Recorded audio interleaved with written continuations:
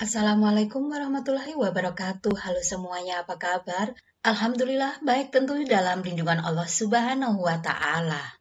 Dan kembali bersama saya Ibu Dia Hastuti. Hari ini kita akan memulai pembelajaran setelah sekian lama kita belajar dari rumah. Nah, pada kesempatan hari ini kita akan memulai pembelajaran dari sekolah. Namun demikian, tetap terapkan protokol kesehatan. Nah, untuk itu, gunakan masker, rajin cuci tangan dengan sabun, jaga jarak, dan jangan lupa bawa bekal dari rumah. Jadi jangan jajan sembarangan. Baiklah, sebelum pembelajaran kita mulai, jangan lupa dukung saya dengan like, share, subscribe, dan bunyikan loncengnya. Terima kasih. Nah, selamat belajar untuk kalian semuanya.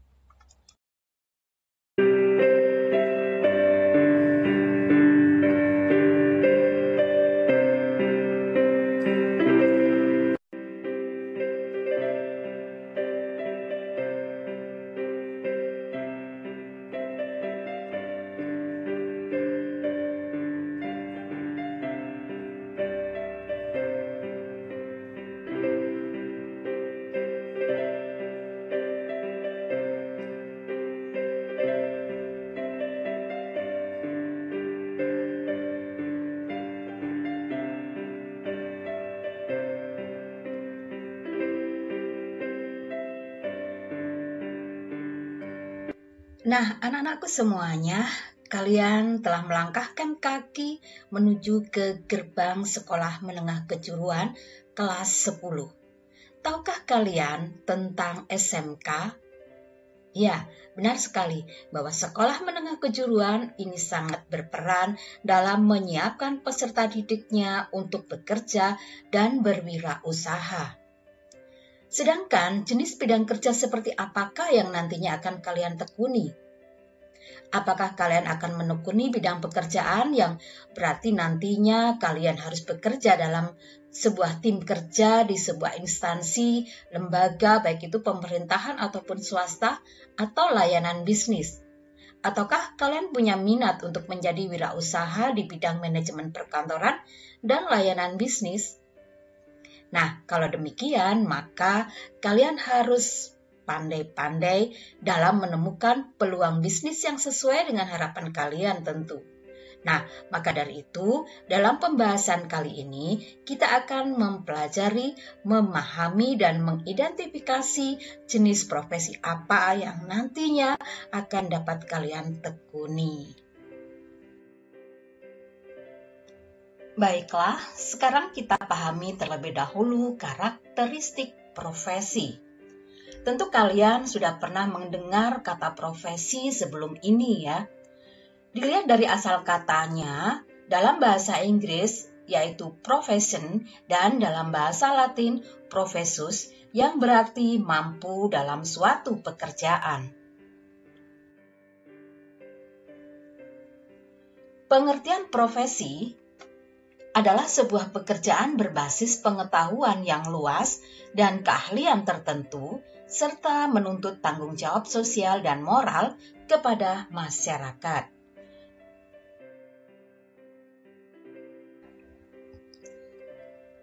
Sedangkan pengertian profesi manajemen perkantoran dan layanan bisnis adalah sebuah jenis pekerjaan yang menuntut keahlian dan keterampilan tertentu di bidang manajemen perkantoran dan layanan bisnis.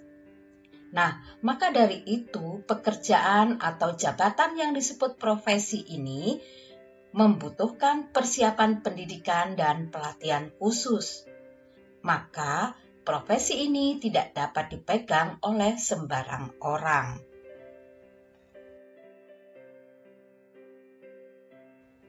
Selanjutnya, bagaimana untuk menjadi tenaga kerja dengan jabatan yang dinamakan profesi ini? Maka, mari sekarang kita kenali terlebih dahulu karakteristik seorang profesional seperti berikut ini. Yang pertama, memiliki keahlian dan keterampilan khusus. Ini artinya bahwa seorang profesional atau profesi tersebut telah menjadi bagian yang membentuk identitas pada diri sang profesional tersebut dan tidak dapat dipisahkan dari profesinya. Kemudian yang kedua, memiliki komitmen moral yang tinggi. Nah, ini biasanya akan dituangkan dalam bentuk aturan khusus sebagai pegangan bagi setiap orang yang mengemban profesi tersebut. Kemudian yang ketiga, memiliki izin khusus. Nah, hal ini menandakan bahwa orang yang memegang izin ini mempunyai keahlian, keterampilan, dan komitmen moral yang diandalkan dan dapat dipercaya. Nah, adapun tujuan dari izin ini adalah untuk melindungi masyarakat dari pelaksanaan profesi yang tidak kompeten. Nah, sampai di sini bisa dipahami ya. Baik, kita lanjutkan yang keempat, bahwa para anggota biasanya akan menjadi anggota dari organisasi profesi dengan tugas pokok yaitu menjaga agar standar keahlian dan keterampilannya tidak dilanggar dan agar kepentingan masyarakat pun tidak dirugikan oleh pelaksanaan profesi tersebut. Nah, anak-anakku semuanya perlu diketahui ya bahwa profesi itu merupakan bagian dari pekerjaan. Namun, tidak semua pekerjaan adalah profesi. Mengapa begini? Saya akan berikan contoh, misalnya pekerjaan staf administrasi. Nah, ini tidak termasuk dalam profesi karena staf administrasi bisa diangkat dari berbagai latar belakang pendidikan, pengetahuan, dan pengalaman. Nah, bagaimana dengan contoh yang profesi?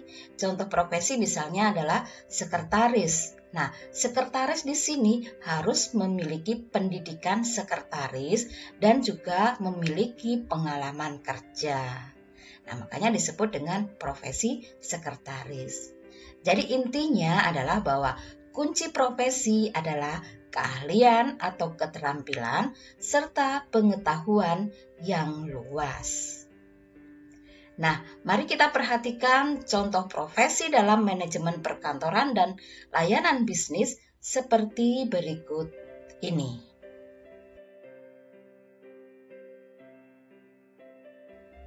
Yang pertama, asisten manajemen atau sekretaris.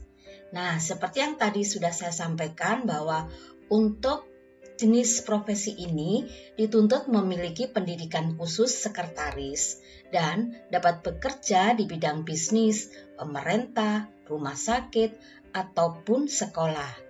Sedangkan tugas pokoknya adalah mengelola fungsi kantor. Yang kedua adalah sekretaris hukum. Nah, untuk profesi sekretaris hukum ini tergolong ke dalam profesi sekretaris yang memiliki pendidikan di bidangnya. Tugas pokoknya yaitu membantu tugas-tugas administrasi yang terkait dengan kantor untuk mendukung pengacara. Contoh berikutnya yang ketiga yaitu perwakilan layanan pelanggan. Nah, untuk profesi ini memiliki fungsi sebagai penghubung antara organisasi dan pelanggannya.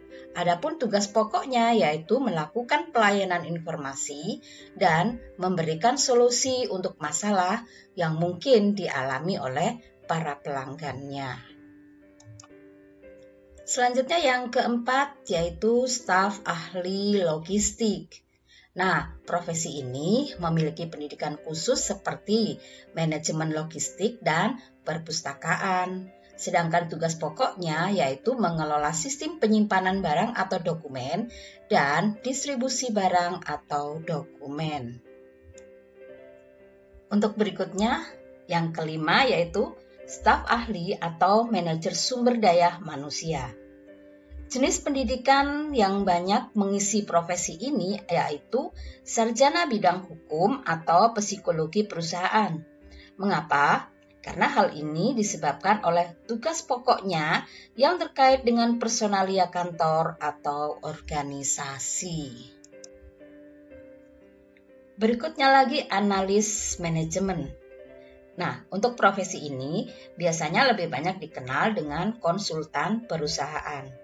Adapun tugas pokoknya yaitu memberikan jasa analisa terhadap manajer perusahaan dalam upaya meningkatkan efisiensi dan fungsi manajemen.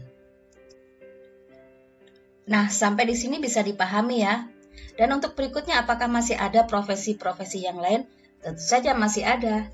Berikutnya kita lihat yaitu staf ahli riset operasi. Untuk profesi jenis ini sering dikenal dengan admin yang tugasnya menggunakan teknologi untuk menganalisis masalah yang dihadapi organisasi dan menghasilkan solusi untuk memecahkan masalah. Selanjutnya ada lagi resepsionis. Kalian mungkin sudah tidak asing dengan istilah ini ya. Ya, resepsionis ini merupakan orang pertama yang bertugas untuk menemui calon pelanggan. Oleh karena itulah, maka untuk itu karakter sopan dan ramah yang memiliki kepandaian menyapa calon pelanggan atau melakukan negosiasi.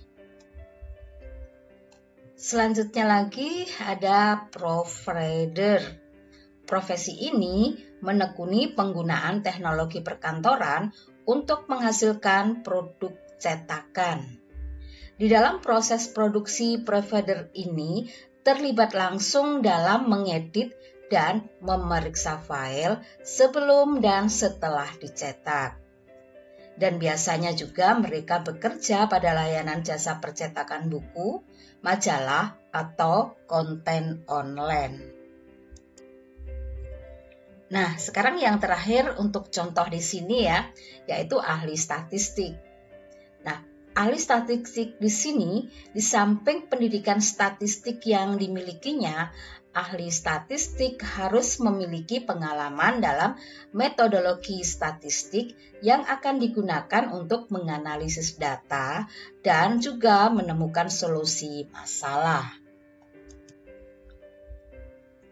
Nah, inilah beberapa contoh profesi bidang manajemen perkantoran dan layanan bisnis. Semoga dipahami pembahasan kali ini.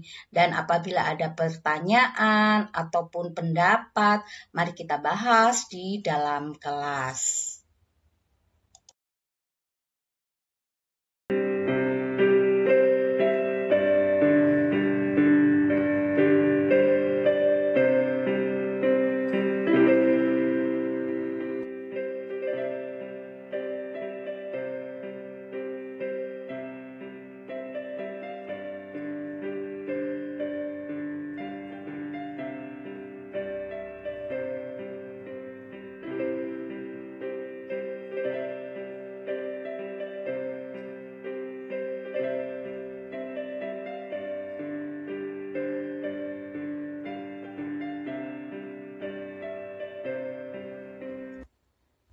Demikianlah pembelajaran hari ini, dasar-dasar manajemen perkantoran dan layanan bisnis dengan tujuan pembelajaran memahami profil dunia kerja bidang manajemen perkantoran dan layanan bisnis. Selanjutnya silakan dikerjakan tugas asesmen yaitu mendeskripsikan jenis profil di bidang manajemen perkantoran dan layanan bisnis bersama kelompok kalian. Maka sampai di sini selesailah pembelajaran kita hari ini. Selamat belajar untuk kalian semuanya. Sukses, sampai jumpa. Wassalamualaikum warahmatullahi wabarakatuh.